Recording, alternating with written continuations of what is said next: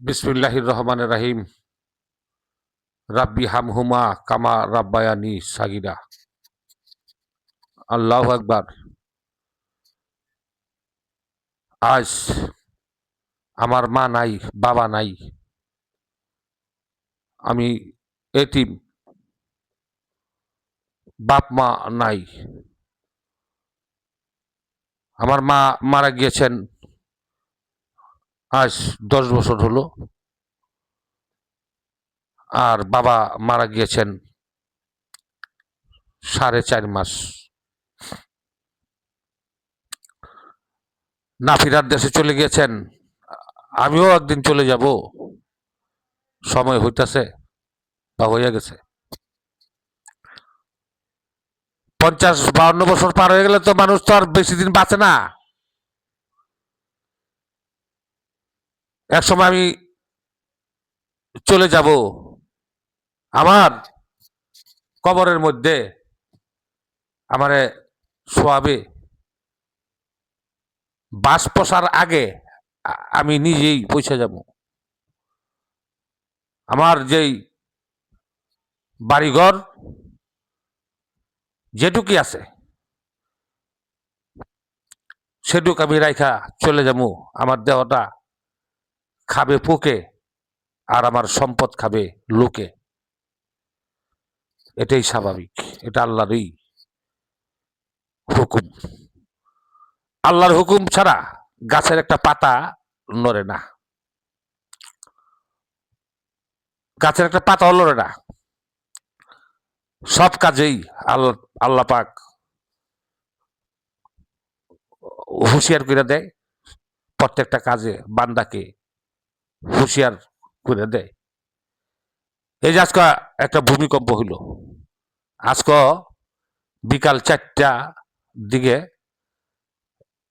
এই ভূমিকম্প হয়েছে। তো এটা বান্দাদেরকে আল্লাহ পাক সতর্ক করে দেয়, কেন আমরা তো পাপী। পাপ করতে করতে আল্লাহর খাতা বইরা গেছে। এই ইদারিং কয়েকবার ভূমিকম্প হলো, এটা আল্লাহর বান্দাদেরকে সতর্কবাণী দিয়া দেয়। এটা আমার মনে থেকে বলছি আর কি। তো সতর্কবাণী করে দেয়, তখনই মানুষ আল্লাহর প্রতি ইমান আনে এবং নামাজ পড়ে আল্লাহকে ডাকে। হ্যাঁ, আল্লাহর অনুসারী হন। রাসূলের অনুসারী যারা, আল্লাহর অনুসারী যারা, যারা আল্লাহর কাম করে, তাদের কোনো ভয় নাই, তাদের কোনো ভয় নাই। যারা ইমান আনছে আল্লাহর প্রতি, আল্লাহ বলছে আমার প্রতি যারা ইমান আনলো, আমি তাদেরকে সেই উচ্চ মোকাম দান করব, উচ্চ আসনে রাখবে। যারা আল্লাহর প্রতি ইমান আনছে এবং যারা আল্লাহর প্রতি, যারা নামাজ কালাম রোজা হজ যা আছে ইত্যাদি, যারা আল্লাহর কাজ করে, যারা মমিন, মমিনদের মমিনদের জন্য রয়েছে হেদায়েতের পথ। সেই উচ্চ আসনের দান করছে আমার আল্লাহ তাআলা। তো এই পৃথিবীটা এখন যা দেখতেছি, আমার রাসূল পাক সাল্লাল্লাহু আলাইহি ওয়াসাল্লাম যেই ভবিষ্যৎবাণী করে দিয়ে গেছেন, সেই ভবিষ্যৎবাণী পূর্ণ হইলেই এই পৃথিবীটা আল্লাহ পাক ধ্বংস করবেন এবং কিয়ামত করবেন। হ্যাঁ, ফেসবুকে তো দেখি মানে ভিডিও বানায় বানায় ওরা এডিট করে এগুলি নকল জিনিস দেখায়, কিন্তু হাদিসের যেই বাণী আছে, আমার রাসূল ভবিষ্যৎবাণী করে দিয়ে গেছে পৃথিবী কিয়ামত সম্পর্কে। সেটা যখন ফলবে তখন আল্লাহ পাক এই পৃথিবীটা কিয়ামত করবে। পশ্চিম দিকেতে সূর্য উঠবে, পূর্বের দিকে অস্তমিতি হবে। এখন যেমন পূর্ব দিকেতে এই সূর্য উঠে না, কিয়ামতের সময় পশ্চিম দিকেতে সূর্য উঠবে আর প্রলয় হবে, এই পৃথিবীটা ধ্বংস করবে আল্লাহ পাক সব একসাথে। হ্যাঁ, তো সেটা এখন বলা যায় না।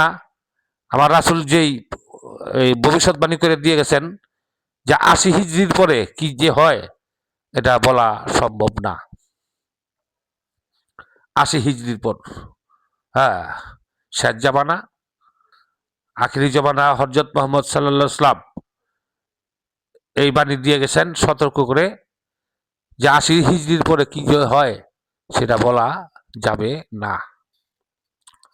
হ্যাঁ, তো আসুন আমরা দাঙ্গা ফাসাদ না করে সবচেয়ে বাংলাদেশে মিলামিশে আমরা একসাথে বসবাস করি, আল্লাহকে ভয় করি, সালাত আদায় করি, যেন আমরা মিলামিশার দেশে থাকতে পারি। হ্যাঁ, বাউল শিল্পী যারা আছেন তাদেরকে উদ্দেশ্য করে বলছি, আমি আমার কথার মধ্যে ভুল প্রান্তিও থাকতে পারে, আমাকে নিজ গুণে ক্ষমা দৃষ্টিতে দেখবেন। যারা আমরা পালাগান করি, আমরা পালাগান যে করি, কোনো আল্লাহ রাসূলের কথা কটূক্তি যেন না হয়। হ্যাঁ, আমরা সরল মানুষ, সরল পথে চলি। বাউলরা কারো ক্ষতি করে না, বাউলরা তাদের উপরে কোনো আক্রমণ করে না। হ্যাঁ, বাউল কইছে কেনে, হ্যাঁ, তারা দরিদ্র, আবার বাউলের মতো ভালো অবস্থা আছে। হ্যাঁ, অনেকেই বড় লোক আছে, যারা গরিব বাউল তারা গ্রামে গঞ্জে থাকে। হ্যাঁ, তো বাউল তো বাউল, ওই গরিব হোক আর ধনী হোক, তো এটা যার যার এই বিষয়। আল্লাহ তাআলা যারা যেই তৌফিক দিয়েছে সেই তৌফিক মতনই চলে। তবে বাউলরা কারো ক্ষতি করে না। চলুন আমরা নামাজ কালামও পড়ি, গান বাজনাও করি। হ্যাঁ, অনেক বাউল আছে নামাজ পড়ে রোজা থাকে। হ্যাঁ, সবাই তো আর থাকে না।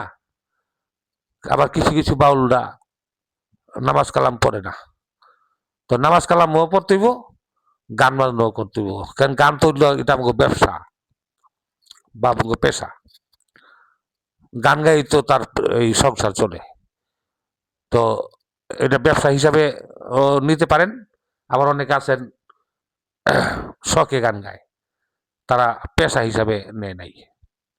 হ্যাঁ, মনের খোরাক গান করে, যদি বকশিস পায়, অনেকে শিল্পীদের দেখি যে হারমোনি দোল যারা বাজায় এদেরকে বকশিসটা দিয়ে দেয়, নেয় না।